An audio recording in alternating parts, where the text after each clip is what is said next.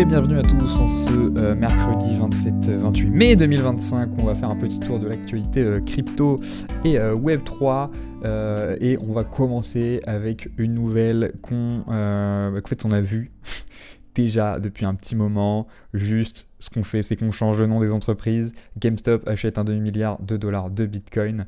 Donc une entreprise X achète Y Bitcoin. Mais en fait, c'est une bonne nouvelle parce que, comme je l'ai souvent répété ces derniers temps, beaucoup d'entreprises et beaucoup d'institutions se ruent sur le Bitcoin et en achètent beaucoup avec des stratégies diverses et variées.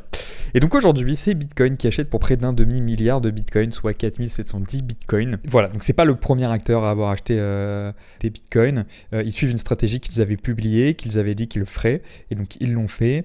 Et comment ils l'ont fait déjà, dans un premier temps, ils avaient émis des obligations. Donc on l'a vu hier, Blockchain Group a suivi la même stratégie. C'est on émet des obligations, on émet de la dette, les gens achètent cette dette, tu promets de rémunérer la dette, et avec l'argent que tu as donné, les personnes, les acheteurs de tes obligations, on achète des cryptos. Voilà, donc là on est vraiment en mode, on pense que ça va monter, puisque si tu émets de la dette pour acheter des bitcoins, tu as intérêt à ce que le bitcoin monte, parce que s'il descend, t'es vraiment dans la sauce complète. Donc c'est une très bonne chose. Cet achat porte GameStop à la 13e place du classement des entreprises cotées détenant des bitcoins en réserve.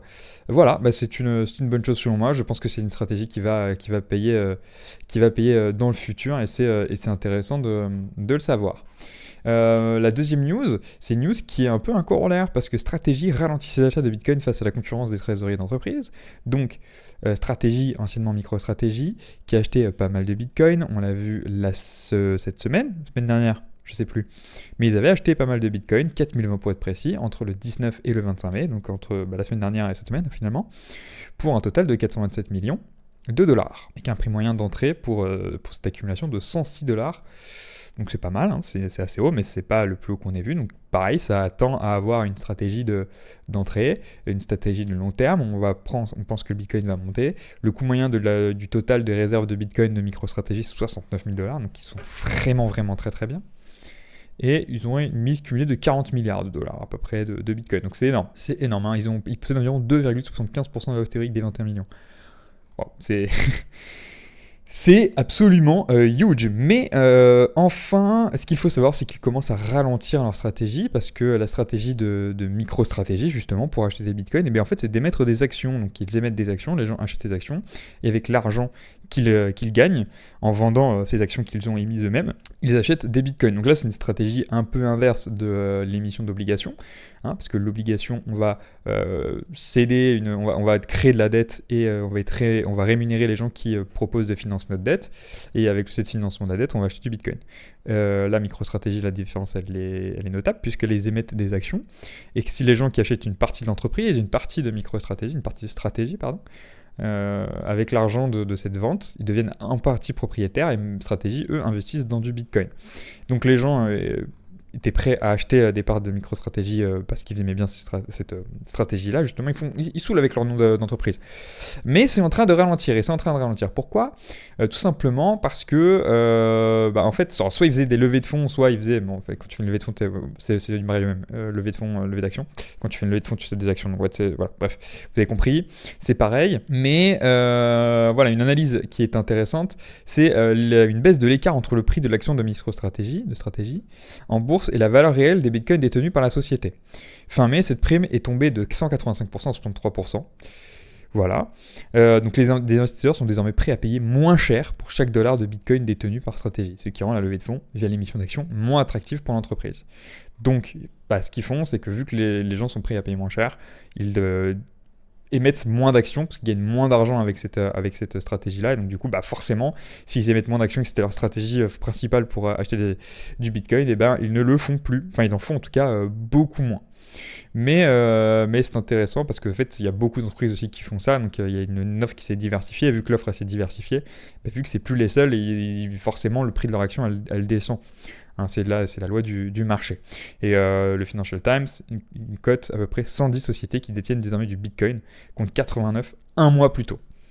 C'est énorme, hein. C'est énorme parce qu'on a plus de 21 sociétés qui ont acheté du Bitcoin pour en faire une réserve stratégique, et il note que Trump Media and Technology Group a lancé 2,5 milliards de dollars pour constituer sa propre réserve. C'est énorme. Donc 21 entreprises qui sont mises en un mois.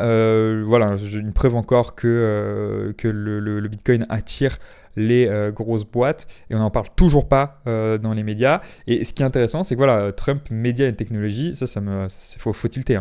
Faut tilter, c'est que si là il y a des médias, il y a des gros groupes qui achètent du Bitcoin, pour l'instant, une fois qu'ils auront terminé leur phase d'accumulation, ils auront intérêt à ce que ça monte, parce que ça fera monter la valeur de leurs réserves.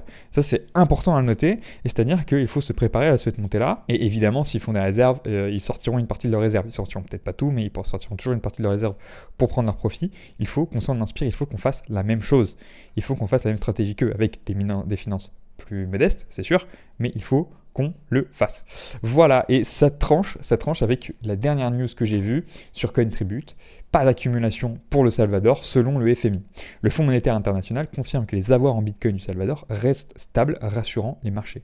Pourtant, l'absence de clarté du président Bukele sur sa stratégie crypto laisse planer le doute entre engagement financier et ambition numérique. Quel avenir pour le Bitcoin salvadorien?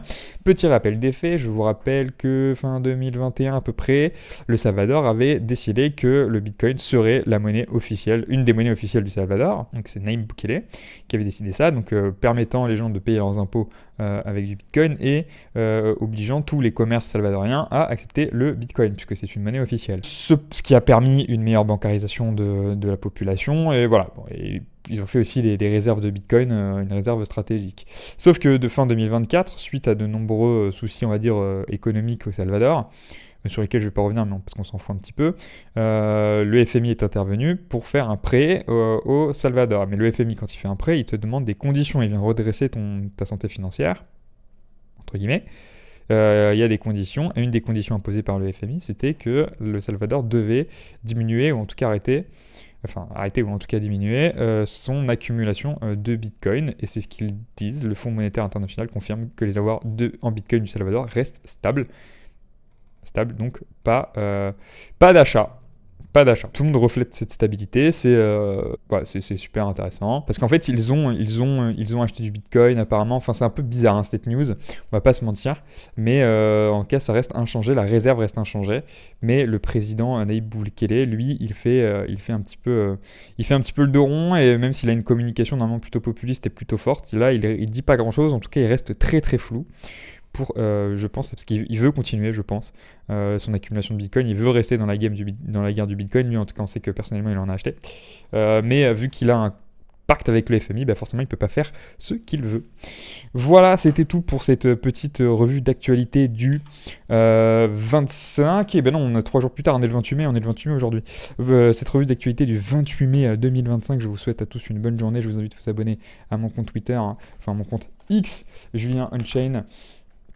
Et je vous invite aussi à vous abonner à ma chaîne Twitch, que je vous affiche juste ici, Pnixys, Pnixys. Et je vous souhaite à tous une très bonne journée, et à demain.